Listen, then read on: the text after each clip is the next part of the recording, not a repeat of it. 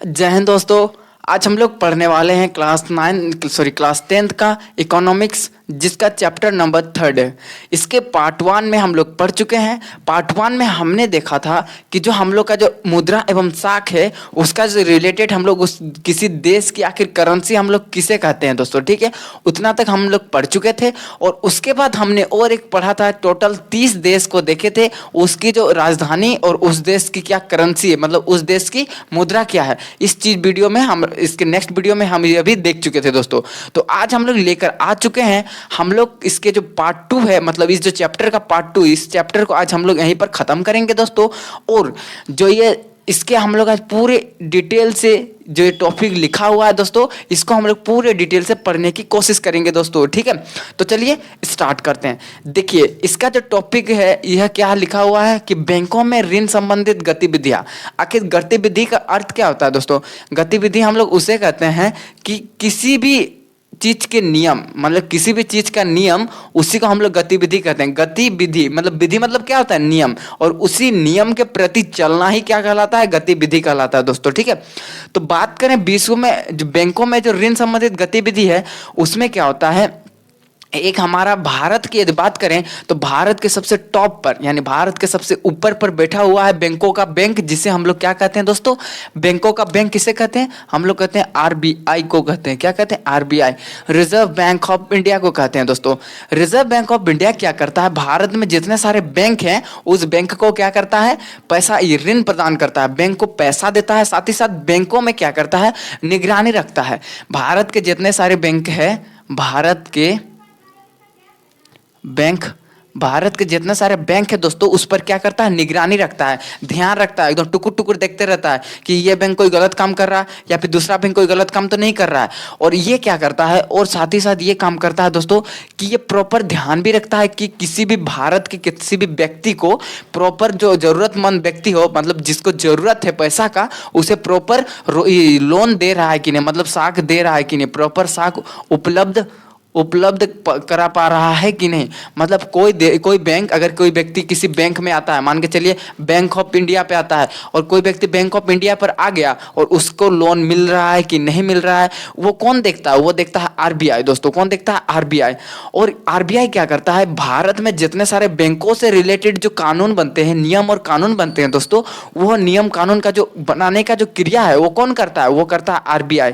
तो हम कह सकते हैं जो भारत में जितने सारे कानून बनते हैं, वो कानून कौन बनाता है? वो बनाता है हमारा न्यायपालिका बनाती है, कार्यपालिका वो कानून बनाती है। उसी प्रकार हम बात करें बैंकों में, तो बैंकों में कानून बनाने का जो कार्य होता है दोस्तों, वो कौन करता है? वो करता है आरबीआई। कौन करता है? आरबीआई। तो आरबीआई को हम लोग क्या कहते हैं? बैंकों का बैंक कहते हैं दोस्तों। आरबीआई को क्या कहते हैं? बैंकों का बैंक। और आरबीआई क्या करता है? ये भारत में जितने सारे बैंक है, उसको दिन टुकुर टुकुर, मतलब उसको देखते रहता है कि अरे तुम अच्छा से काम कर रहा है, कि दूसरा बैंक को कहेगा तुम अच्छा से काम कर रहा है कि नहीं, तुम लोगों को प्रॉपर, मतलब सही समय पर सही कीमत पर क्या बोलते हैं, लोन दे रहा है कि नहीं। और ये क्या करता है आरबीआई, जो इसमें क्या करता है कि जो साख उपलब्ध कराता है, साथ ही साथ आरबीआई क्या काम कराता है दोस्तों? आरबीआई कहता है कि तुम भारत, हम कुछ नहीं जानते हैं, तुम व्यक्ति को लोन देगा कि नहीं देगा, किसी भी तरह से व्यक्ति को तुम कन्विंस करो, मतलब व्यक्ति को मना करके तुम हम किसी भी बैंक से लोन लिवाओ। कहने का मतलब, मान के चलिए एक बैंक है, bank of India. Bank of India है दोस्तों। बैंक आरबीआई क्या कहेगा सीधा बैंक ऑफ इंडिया से कि हमको क्या चाहिए, तुम हमको प्रति साल एक प्रॉपर लिस्ट बना के देगा कि मेरे इस बैंक से इतना व्यक्ति ने लोन लिया है। ये कौन कहता है? आरबीआई। तो जो बैंक ऑफ इंडिया को क्या करना रहता है दोस्तों कि कुछ फिक्स रहता है, मतलब 10 व्यक्ति हो गया, 100 व्यक्ति हो गया, 50 व्यक्ति हो गया, एक साल में 10 व्यक्ति, 100 व्यक्ति, कुछ भी व्यक्ति हो, उस व्यक्ति को क्या करना रहता है? लोन देना रहता है। इसीलिए आप लोग देखे होंगे कि जो व्यक्ति, जिसके पास अच्छा पैसा है, जिसके पास कुछ काम करने की क्षमता है, मतलब वो प्लान कर रहा है, तो ये फोन करते हैं बैंक वाले उस व्यक्ति को फोन कर करके बोलते हैं कि आप हमारे यहाँ से लोन लेंगे, उसके बदले में हम क्या करेंगे, बहुत ही कम इंटरेस्ट पर आपको लोन देंगे दोस्तों, ठीक है। तो ये कौन कहता है? ये बैंक वाला इसलिए कहते हैं क्योंकि इसके ऊपर, इन लोग के ऊपर ये आरबीआई दबाव बनाए हुए रखता है कि हमको इतना प्रॉपर हर साल में इतना हमको लोन की लिस्ट चाहिए, समझ रहे हैं ना। तो वही कहता है, इसीलिए बैंक वाले क्या करते हैं, हो सकता है यूनियन बैंक ऑफ इंडिया हो, स्टेट बैंक ऑफ इंडिया हो जितने सारे बैंक है दोस्तों, वो क्या करते हैं, वो अपने जो व्यक्ति है जिस सक्षम है ऋण चुकाने में, या फिर जो व्यक्ति अपना काम कर मतलब कोई, जैसे कि मान के चलिए अगर आप ही का, अगर आप बड़े होकर आगे चलकर अगर आपकी नौकरी लग जाती है तो आपको ऑफर आएगा, बैंक से कॉल आएगा कि आप हमारे पास, हमारे बैंक से अगर आप लोन लेना चाहते हैं तो आपको हम कम ब्याज पर लोन देंगे दोस्तों, ठीक है। तो ये बैंक वाले आपको ये क्या बोलते हैं, ऑफर देते हैं दोस्तों, ठीक है। तो ये किसके ऊपर अंडर होता है, ये होता है आरबीआई के अंदर। और आरबीआई क्या कहती है दोस्तों, ये कहती है कि तुम लोग लोगों को लोन तो दोगे, लेकिन क्या करोगे, सबसे कम परसेंट पर, मिनिमम परसेंट ब्याज लोगे, अब इंटरेस्ट बहुत ही कम परसेंट पर आप इंटरेस्ट लोगे। मान के चलिए 10% हो, 15% हो, आप इतने परसेंट पर इंटरेस्ट लेके आप लोगों को लोन प्रदान करोगे दोस्तों, ठीक है। ये कौन कहता है, ये कहता है आरबीआई। तो हमने देखा दोस्तों, बैंकों में ऋण से संबंधित गतिविधियां मतलब नियम कानून कौन बनाता है, वो बनाता है आरबीआई दोस्तों। और उसमें कौन कौन से कानून थे, उसमें भारत के जितने भी सारे बैंक हैं, वो बैंक क्या कर रहा है, पर व्यक्ति को, जो जरूरतमंद व्यक्ति है उसको रोजगार प्रदान करा रहा है या नहीं करा रहा है, ये सारे काम कौन करता है, भारत में जितने सारे बैंक है वो करते हैं। और इन सारे बैंकों को निगरानी कौन रखता है दोस्तों, वो निगरानी रखता है हमारे आरबीआई यानी भारतीय रिजर्व बैंक दोस्तों, ठीक है। नेक्स्ट बात करें हम लोग, उसके बाद क्या कहते हैं, तो आरबीआई क्या कराता है कि ये भारत के जितने सारे बैंक है उस पर निगरानी किए हुए रहता है। ये देखते रहता है कि ये मान के चलिए एक बैंक है, दूसरा 3 गो बैंक है, हर एक बैंक को, तीनों बैंक को देख रहा है, ये अच्छा से काम नहीं कर रहा है, इसको बोल देंगे, इसको मारेगा, फिर ये अच्छा से काम नहीं करेगा, फिर इसको बोलेगा, फिर ये अच्छा से काम नहीं करेगा, इसको बोलेगा, ये अच्छा से लोन नहीं देगा। तो माने ये आरबीआई क्या करता है, भारत के जितने सारे बैंकों है उस पर निगरानी मतलब ध्यान रखता है दोस्तों, ठीक है। और ये क्या कहता है आरबीआई कि तुम व्यक्ति को लोन दो, लेकिन बदले में कम इंटरेस्ट पर लो, कुछ एक फिक्स इंटरेस्ट रहता है, ब्याज रहता है, उस दर पर आप लोन दे सकते हो दोस्तों, ठीक है। ये आरबीआई का नियम है दोस्तों, ठीक है। उसके बाद हम बात करें नेक्स्ट, साख के 2 विभिन्न स्थितियां होती है दोस्तों। साख कहने का मतलब लोन की क्या 2 विभिन्न स्थिति मतलब क्या होता है, हम लोग क्या करते हैं, लोन लेंगे, स्थिति का अर्थ समझिए, लोन ले लेगा और व्यक्ति 2 तरह से लोन पे फंस जाता है दोस्तों। व्यक्ति जो होते हैं वो 2 तरह से लोन पर फंस जाते हैं, मतलब साख तो ले लेते हैं लेकिन 2 तरह से फंस जाते हैं दोस्तों, ठीक है। तो इसी को हम लोग समझने से पहले हम लोग एक एग्जाम्पल के एक कहानी समझते हैं दोस्तों। एक कहानी ध्यान से सुनिएगा, वो कहानी क्या है दोस्तों, ठीक है। देखिए, सबसे पहले बात करें, एक कहानी है हमारा स्वप्ना की कहानी। क्या है दोस्तों, स्वप्ना की एक कहानी है दोस्तों, ठीक है। देखिए, हमारे जो आप लोग ऋण तो ले लोगे, मतलब आप ऋण ले लोगे, लेकिन बदले में आप उसका कमी यानी ऋण के क्या हानि है, वो आपको किस तरह ऋण पहुंचा सकता है, किस स्थिति में आप पहुंचा सकता है, वो आपको समझना भी जरूरी होता है। वो भी आप ध्यान दे लीजिएगा। उसके बाद अगर आप ऋण लेते हो तो वो इस कहानी के माध्यम से समझते हैं दोस्तों, ठीक है। एक गांव की एक महिला थी जिसका नाम क्या था, स्वप्ना। क्या था, स्वप्ना। स्वप्ना क्या करती थी, एक छोटे से खेत पर, उसका एक अपना छोटे सा खेत था दोस्तों। उसका परिवार में सिर्फ एक लड़का था दोस्तों, क्या था, एक छोटा बच्चा था जो भी वो अभी काम करने के योग्य नहीं था। उसका एक लड़का था जो कि काम करने के योग्य नहीं था, ठीक है। उसके बाद उन्होंने क्या किया, जो सपना थी वह व्यक्ति क्या, वो लड़की औरत क्या करती है, वो काम करती कि उसको फसल उगाना रहता है। एक छोटा सा खेत है और उसको खेत में फसल उगाती है और उसी उगा हुए फसल को बेच करके वो पैसा जितना आता है उसे अपना घर और गुजारा चलाती है दोस्तों, ठीक है। क्या होता है कि एक साल क्या होता है, उसको सोचती है क्या कि हम क्या करें, इस बार हम गेहूं बोते हैं दोस्तों। क्या कहती है कि हम लोग गेहूं और धान बोते हैं। तो वो क्या करती है, इसके लिए क्या होता है, खर्चा होता है। खर्चा कैसे होता है, उसको डीएपी चाहिए, फिर उसको हल जुतवाने के लिए ट्रैक्टर चाहिए, उसको फिर धान रोपने के लिए, हालांकि धान तो वो अकेले रोप लेगी, क्या चाहिए, और बहुत सारे मजदूर चाहिए जिसको खेत का काम करना रहता है, लिपाई, फर्टिलाइजेशन, मतलब जितना भी खाद्य पदार्थ है वो सबको लाने के लिए पैसे की जरूरत होती है दोस्तों, ठीक है। तो इसको स्वप्ना को अपना खेत में फसल उगाने के लिए मिनिमम कितना पैसा चाहिए, 50,000, मिनिमम 50,000 दोस्तों, इतना पैसा उसको चाहिए। लेकिन उसकी स्थिति इस प्रकार थी कि वह 50,000 तो वो सोच तक नहीं सकती कि हम एक साल में 50,000 कमा भी सकते हैं दोस्तों, ठीक है। वो अगर उसके जो सारे फसल अगर उग जाते हैं और उसी फसल को अगर उसके अच्छे दामों में अगर बिक जाते हैं तो जाकर वो 50,000 से ज़्यादा थोड़े अधिक कमा सकती है, ठीक है।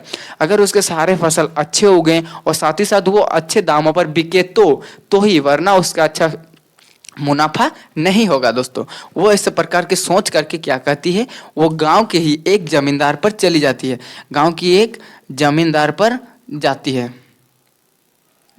जमींदार पर, जमींदार था गांव का, वहां पर वो चली जाती है कौन, सपना। और सपना क्या कहती है कि मालिक ऐसा ऐसा काम है कि आप हमें कितना पैसा लोन के रूप में दीजिए, कितना पैसा दीजिए, 50,000 रुपये की हमें ज़रूरत है। अगर हमारा फसल अच्छा होता है तो हम क्या करें, आपको ये पैसा चुका देंगे। दोस्तों कौन कहती है, सपना कहती है जमींदार से, ठीक है। तो जमींदार क्या कहता है, इसके पास तो अच्छा पैसा, जमींदार वाला एकदम, आप लोग देखे ही होंगे अगर कहीं कहीं बड़े बड़े गाँव में जमींदार एकदम पूरा माहौल, उसका घर ही इतना बड़ा रहता है ना, महल टाइप का उसका घर रहता है, और इसका इतना बड़ा नहीं है तो 100 एकड़ 200 एकड़ उसका जमीन रहता है दोस्तों। तो उसके पास पैसा की कमी नहीं है। तो वो क्या करता है, इसका जो इस औरत का गलत, इस औरत को ध्यान देते हुए यह क्या करता है, लालच, इसका जो लालच के नजरिए से यह क्या कहता है, इसको 30% की 30% के जो इसके ब्याज पर उसको जो लोन दे देता है, मतलब 30% के ब्याज पर उसे लोन दे देता है। किसे, सपना को लोन दे देता है दोस्तों 30% के ब्याज पर। और क्या कहता है कि अगर तुम हमें अगर 30%, मतलब हम आपको 50,000 दे रहे हैं, तो अगर आप हमें पैसा नहीं चुका पाए 1 साल की गारंटी पर, तो उसके लिए ये क्या कहती है सपना, अगर तुम पैसा नहीं चुका पाए तो बदले में तुम हमें क्या दोगी, उसके पास तो कुछ पैसा नहीं है, उसके पास कोई रोजगार भी नहीं है।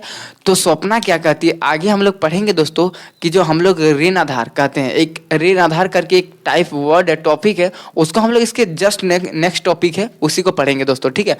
तो ये जमींदार क्या कहता है कि तुम बदले में अगर तुम मुझे 1 साल में अपना फसल नहीं जुटा पाती हो तो तुम मेरा, आपका जो खेत है, मतलब जो सपना का खेत है, वो कहता है जमींदार कि यही खेत तुम मेरे नाम कर दोगी, ठीक है, अगर तुम पैसा चुकता नहीं पाती हो तो, ठीक है। तो सपना क्या कहती है, ठीक है भाई, अगर हम, मेरा फसल अगर भगवान की कृपा रहा, अगर अच्छा से बिक गया तो हम आपका पैसा जल्दी चुका देंगे दोस्तों, ठीक है। और उस ऐसा कह करके सपना क्या कहती है, जमींदार से 50,000 रुपया लेकर घर आ जाती है, ठीक है। 50,000 रुपया लेकर के घर आ जाती है। उसके बाद वो क्या करती है, अपना खेत के कामों पर लग जाती है, खेत के कामों पर लग जाती है। और जैसा है दोस्तों, जब किस्मत खराब होना, तब क्या कहते हैं, किस्मत खराब हो तो अब जो बना बनाया काम भी बिगड़ जाता है दोस्तों। जब किस्मत खराब होता है ना, तो बना बनाया काम भी बिगड़ जाता है, याद रखिएगा।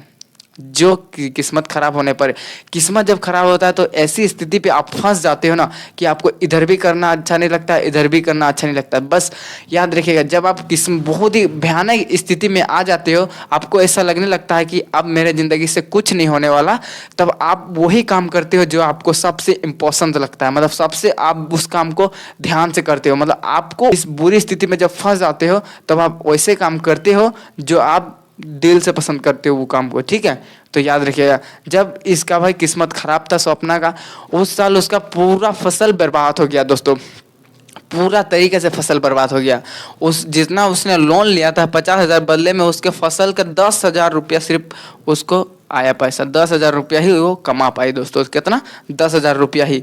अब वो क्या करने लगी, सोचने लगी कि अब हम क्या करेंगे, अब हम क्या करेंगे, हम तो 50,000 रुपया लोन के रूप में लिए हैं, वो साथ ही साथ हम 30% के इंटरेस्ट पर, 3% के ब्याज पर लिए हैं, हम ये पैसा कैसे चुकाएंगे दोस्तों। तो सपना पूरा टेंशन में आ गई। उसके बाद जब पैसा चुकाने की बारी आई दोस्तों, तब क्या कहता है जमींदार वाला, ये जो जमींदार इससे कहता है कि तुम मेरा पैसा चुका दो, अगर मेरा पैसा चुका नहीं पाती हो तो बदले में हम आपका जमीन ले सकते हैं, क्योंकि ये पहले ही लिखा गया था दोस्तों। तो सब आप लोग देखिए, इस कहानी से हमें क्या सीख मिलता है, इस कहानी से ये सीख मिलता है कि जब हम लोग व्यक्ति से ऋण तो ले लेते हैं, व्यक्ति से हम लोग के साख के रूप में ले लेते हैं, लेकिन क्या होता है बदले में कि हम लोग कभी कभी ऐसी स्थिति में फंस जाते हैं दोस्तों, जो मेरा अपना होता है, जो हम लोग का अपना होता है, उसे भी हम लोग कभी कभी बेच देते हैं। जो अपना है उसे भी खोना पड़ता है किसी भी चीज़ को पाने के लिए दोस्तों, ठीक है। तो सपना वही नहीं कि सपना को जब फसल खराब हो गया दोस्तों, उसका और हिम्मत नहीं हुआ कि दोबारा और फसल उगाए। अगर मान के चलिए दोबारा भी वो फसल उगाती है, उसके लिए उसे तो लोन लेना पड़ेगा। जब वो लोन लेगी तो ये जो 50,000 था और उसका 30% के रूप में ब्याज था और बढ़ गया, मान के चलिए 80,000 हो गया, 80,000 और फिर 50,000 लेगी, 1,30,000। वो 1,30,000 अगर उसका फसल पूरा अच्छा से बिक भी गया ना, तब पर भी 1,30,000 वो कमा के नहीं कर पाएगी दोस्तों। ये जो कहानी है ना, ये आपके ही एनसीईआरटी में दिया हुआ है, आप पूरी अच्छे से अगर पढ़ सकते हो, अगर एनसीईआरटी अगर बुक है आपके पास तो आप पढ़ सकते हो। ये आप ही के बुक में एनसीईआरटी दिया हुआ है, स्वप्ना की कहानी दोस्तों। तो ये जो ऋण होता है दोस्तों, यानी हमारा जो साख है, ये विभिन्न विभिन्न स्थिति है, मतलब कैसे कैसे हम लोग ऋण लेके फंस सकते हैं दोस्तों। ये तो एक ग्रामीण इलाके की एक कहानी थी। अगर हम बात करें शहरी जीवन में, तो वो भी इसका भी एक कहानी दिया गया है दोस्तों। हमारे पास उतना ज़्यादा, अगर हम लोग उस कहानी को भी अगर पढ़ने की कोशिश करेंगे तो ये जो हमारा वीडियो है ये बहुत ही लंबा हो जाएगा, इसलिए आप वो भी पढ़ सकते हैं। अब हमारी जो इकोनॉमिक्स का चैप्टर है यानी बुक है, उस ये कहानी दिया हुआ है दोस्तों ग्रामीण शहरी क्षेत्र में, वो भी आप पढ़ सकते हो। तो हम लोग आगे बढ़ते हैं दोस्तों, ठीक है। तो अगर आप लोग ऋण लेते हैं, यानी ऋण लेते हैं, तो आप कैसी कैसी स्थिति में फंस सकते हो दोस्तों, इस कहानी के माध्यम से तो आपको समझ में ही आया होगा। तो वही जो टॉपिक है, यानी साख की दो विभिन्न स्थितियां हो सकती है दोस्तों, ठीक है। उसके बाद हम बात करते हैं ऋण की शर्तें। यानी ये तो हम लोगों ने देखा कि हम लोग अगर ऋण ले लेते हैं, माने ऋण लोन तो ले लेंगे, लेकिन बदले में हम लोग कैसी कैसी स्थिति में फंस सकते हैं वो हम लोग सोचते ही नहीं। मतलब हम लोग को दिखाई देता है जो चीज़ हम लोग खरीदने वाले रहते हैं या फिर जो चीज़ करने वाले रहते हैं वो हमें दिखाई देता है, मतलब प्रेजेंट हम लोग दिखाई देता है, फ्यूचर को हम लोग नहीं दिखाते। हालांकि फ्यूचर कभी अच्छा हो सकता है, लेकिन हमें फ्यूचर का भी सोच के रखना चाहिए और वर्तमान में भी सोच के रखना चाहिए कि हम लोग अभी किस स्थिति में हैं। हालांकि अगर आगे चल के हमें कुछ नुकसान झेलना पड़ता है तो आगे चल के हमारे जीवन में यानी हमारे आने वाली पीढ़ी को भी कष्टदायक झेलना पड़ सकता है, कष्ट झेलना पड़ सकता है दोस्तों, ठीक है। तो आप ये कहानी समझ के चलिएगा। आई होप कि आप वो भी पढ़ लोगे कहानी, ठीक है दोस्तों। तो नेक्स्ट बढ़ते हैं हम लोग। नेक्स्ट जो है ऋण की शर्तें, यानी जो ऋण है, ऋण की क्या क्या शर्तें होती है दोस्तों, ठीक है। तो इसमें एक टॉपिक आता है दोस्तों ऋण आधार। क्या आता है? ऋण आधार। हमने आपको बताया स्वप्ना क्या करती है, जब जमींदार से ऋण लेती है तो जमींदार क्या कहता है, अगर तुम मेरा ऋण चुका नहीं पाती है तो बदले में हम क्या करेंगे, आपकी जमीन ले लेंगे, आपकी जमीन पर नाम लिखवा लेंगे, मतलब आपका जो जमीन है वो हम मेरे नाम पर रजिस्टर करवा लेंगे। तो सपना एक प्रकार की क्या की, उसको उसके बदले में अपना कुछ संपत्ति दी ना, सपना की संपत्ति कुछ दी उसको बदले में कि हाँ अगर आपका ऋण अगर हम चुका नहीं पाते हैं तो बदले में ये मेरा प्रॉपर्टी है, अगर हम चुका नहीं पाएंगे तो ये आप रख सकते हो। तो वही होता है दोस्तों ऋण आधार। ऋण आधार कहने का मतलब जब आप किसी बैंक से ऋण लेते हो, अगर हो सके, ऐसा तो कभी ना हो, लेकिन अगर कभी फ्यूचर में हो गया कि आप वो ऋण चुकाने में असमर्थ हो, मतलब आप वो ऋण चुका नहीं सकोगे, तो बदले में क्या कहती है कि आपकी जो संपत्ति होगी उसमें से आपको कुछ हिस्सा वो सरकार हो चाहे बैंक वाले हैं वो उसके नाम पर करवा लेगी दोस्तों, ठीक है। तो वही जो आप उसके नाम पर करवाई वही क्या हुआ, वो आपका ऋण आधार हुआ। तो बदले में हो सकता है ऋण आधार, ये आपकी क्या क्या हो सकती है, ऋण आधार आपको हो सकती है घर हो सकता है, फिर आपका गाड़ी हो सकता है, फिर आपका बंगला, घर तो हो गया, गाड़ी हो गया, जमीन हो गया दोस्तों, घर गाड़ी जमीन हो गया, फिर गाय हो गया, गाय बैल, ये सारी चीज़ जो आपकी कीमती होती है दोस्तों, मतलब जो आप जितना ऋण लेते हो उसके बदले में वो कितना खर्चा होती है दोस्तों, वो बदले में आपको वो लेगा दोस्तों ऋण आधार के रूप में। तो ऋण आधार बेसिकली वो होता है दोस्तों, जब आप ऋण लेते हो उसके बदले में आप अपनी प्रॉपर्टी को भी वहाँ पर लिखते हो, साइन करते हो कि अगर हम ऋण चुकाने में असमर्थ रहेंगे, मतलब ऋण चुका नहीं पाएंगे, तब क्या करेगी आप, बदले में इस पर आप अधिकार जमा सकते हो दोस्तों, ठीक है। तो ये होता है ऋण आधार। एक और अनौपचारिक ऋण। देखिए दोस्तों भारत में क्या क्या है, औपचारिक और अनौपचारिक ऋण, इसको हम लोग समझ लेते हैं दोस्तों, ठीक है। तो हम लोग थोड़ा मिटा लेते हैं इसको, इस जगह थोड़ा समझने की, इतना से हम लोग समझ जाएंगे क्या कह रहा है भारत में। देखिए औपचारिक ऋण और अनौपचारिक ऋण से आप क्या समझते हैं। औपचारिक कहने का अर्थ मतलब वैसे ऋण जो कानूनी प्रक्रिया द्वारा होता है, कानून का नियम पालन देखभाल, मतलब कानून के नज़र पर वो चीज़ वो लोगों को लोन देते हैं, यानी कानून के नज़र पर लोन देने की जो प्रक्रिया होती है दोस्तों वो होती है औपचारिक। चुका देना बाद में आप हमको 10% के 20% के रूप में चुका देना, यह जरूरतमंद लोगों को पैसा देना दोस्तों, ठीक है। जैसे आप लोग देखे होंगे गांव में जब कोई व्यक्ति कहीं विदेश काम करने जाता होगा, उस समय मान के चले किसी व्यक्ति के पास पैसा नहीं होता है, तो वो क्या करता है कि दूसरी व्यक्ति से पैसा ले लेता है दोस्तों कि दो भाई मुझे अभी 10,000 का ज़रूरत है, आप हमें 10,000 दे सकते हो, ठीक है। वो व्यक्ति भी दे देता है, क्योंकि गाँव में अगर मदद नहीं करेगा तो होता है, क्योंकि गाँव वाला हर एक को ले करके चलता है, तो वो भी ले लेता है, ठीक है दे देंगे बोलता है और देता है, लेकिन बदले में वो क्या कहता है, ठीक है अब हमें बाद में भी चुका देना, लेकिन उसके बदले में 10% हो, 20% हो, 30% हो, उसके बदले में हमको ब्याज मतलब कुछ अधिक मात्रा में देना। और वो भी व्यक्ति भी देखो, जब जरूरत पड़ने पर अगर किसी की मदद हो जाती है तो वो व्यक्ति खुश हो जाएगा, और खुश होने के बाद बदले में वो कुछ अधिक पैसा भी दे सकता है जब वो कमा लेगा तब। तो वो जो होता है दोस्तों, गांव के इलाके में वो जो चीज दिखाई देता है उसे हम लोग क्या कहते हैं, अनौपचारिक ऋण कहते हैं। क्या कहते हैं? अनौपचारिक। और ऋण तो दिया, वो उसको हेल्प किया, लेकिन बदले में क्या, वो ऋण हुआ, एक प्रकार का ऋण। तो उसी ऋण को हम लोग क्या कहते हैं, और अनौपचारिक ऋण कहते हैं दोस्तों। क्या कहते हैं? अनौपचारिक। तो समझ लिया आप लोग अनौपचारिक और औपचारिक। लेकिन औपचारिक में क्या होता है, कानूनी प्रक्रिया द्वारा ऋण दिया जाता है, कानून का पालन करके दस्तावेज मतलब कागज पर साइन करेगा कि इस नाम से हमने ऋण दिया, इतना पैसा, इतना टाइम, इतना दिन पर, इसके बदले में क्या क्या ऋण आधार रखा, इसके बदले में वो पूरा A to Z डिटेल्स आपको फिल करना होता है। उसके बदले में बहुत से तामझाम होता है दोस्तों। अगर आप यकीन मानिए, अगर आप औपचारिक अगर ऋण लेने जाते हो और आपके पास कोई अच्छा खासा साधन नहीं है ना, इनकम, तो आप 1 महीना तक आप ऋण हासिल नहीं कर सकोगे। 1 महीना तक अभी ऐसी स्थिति है। आपको इतना ताम झाम, ये लाओ वो लाओ, ये डॉक्यूमेंट है, डॉक्यूमेंट हाउ करके पूरा एकदम टाइम 1 महीना खींच के ले जाएगा। उसके बाद हो सकता है ऋण दे या फिर नहीं दे, और ये होती है स्थिति दोस्तों। ठीक है, तो बात कर लेते हैं हम लोग औपचारिक। औपचारिक में क्या बात करें? औपचारिक ऋण।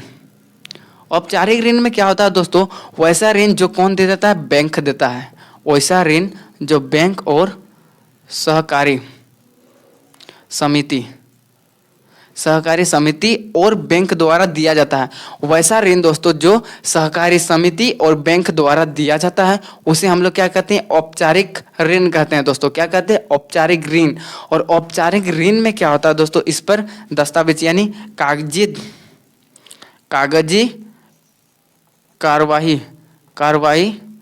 कार्रवाई होती है दोस्तों।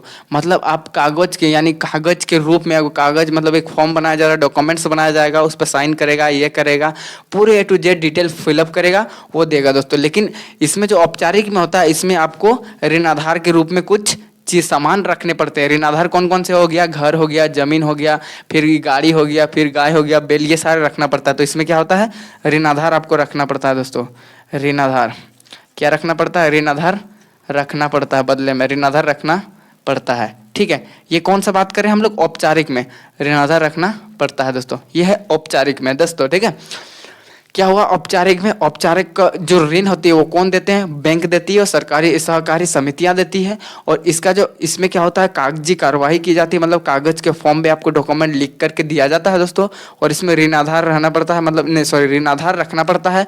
जो औपचारिक अगर आप ऋण लेते हो तो उसके बदले में आपको कुछ आपके घर की प्रॉपर्टी हो गया, जमीन हो गया, ये सारे जितने भी गाय बैल मतलब जो कीमती चीज़ है उसको आपको रखना पड़ेगा, कि बदले में अगर हम ऋण चुका नहीं पाते हैं तो हम ये आप ले सकते हो मेरे से। ठीक है, ये तो हो गया औपचारिक दोस्तों। ठीक है, अब बात करें हम लोग अनौपचारिक। किस में बात करेंगे? अनौपचारिक में दोस्तों। अब हम देख लेते हैं अनौपचारिक ऋण। किसके बारे में बात करेंगे? अनौपचारिक ऋण के बारे में। ठीक है, क्या बात करेंगे हम लोग? पेन दूसरा ले लेंगे, अच्छा सा पेन। अनौपचारिक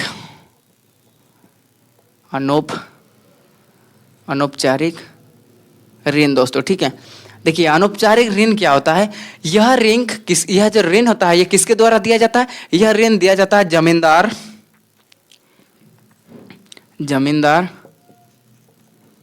साहूकार, फिर हो गया मालिक।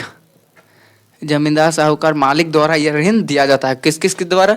एक होता है जमींदार देता है, फिर साहूकार देता है, फिर मालिक देता है।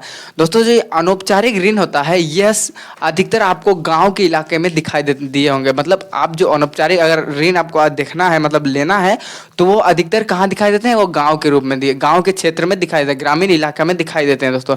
इसमें क्या होता है कि व्यक्ति क्या करता है, जब व्यक्ति की जरूरत होती है तब किसी बड़े इंसान के पास, जिसके पास अधिक पैसा है उसके पास जाता है और वो क्या कहता है कि बदले में उसे ऋण देता है। लेकिन क्या होता है इसमें जो उसका जो इंटरेस्ट होता है, मतलब इसका जो ब्याज होता है दोस्तों वो अधिक होता है।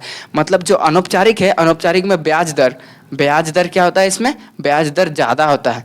किसके तुलना में? औपचारिक की तुलना में इसमें ब्याज दर अधिक होता है।